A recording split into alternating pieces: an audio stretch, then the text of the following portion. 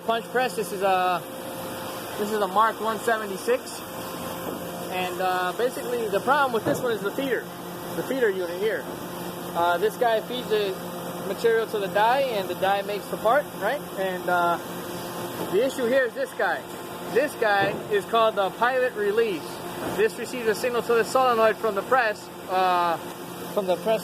smart pack, and it's supposed to engage and disengage the material so it can slide through, punch the part, then stop and crunch on it and bite and so on. So when I took this original part off, it wasn't this one, the other one, it's a blue one. Took it off, tried to fix it, and everything seemed fine, nothing obviously broken.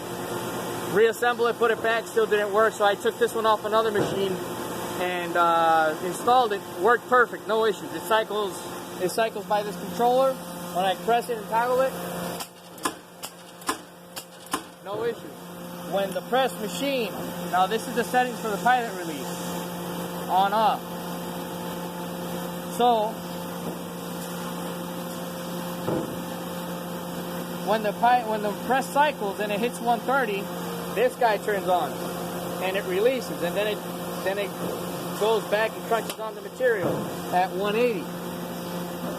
So basically, when the machine sent the signal to the solenoid here for the valve to open and close, the valve would not open and close, it would stay stuck. So I just gently tapped it with a hammer and I got it to work again. So that's basically what's going on with this machine. And so yeah, I stole this part from another machine and it started working perfect. Took out the one that didn't want to work and stole it from another machine, started working. So now what I'm going to do, I'm just going to take this part. It's just 4 bolts, 5mm.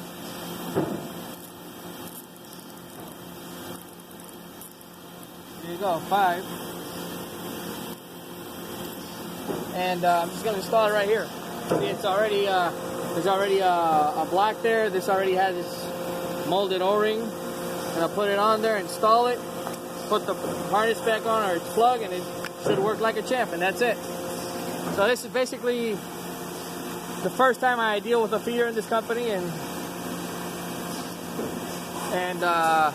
this is probably a common issue on the feeders from now on, because they're all old and the same age, sorta. So let's see what happens. But 24-volt coil, and that's it.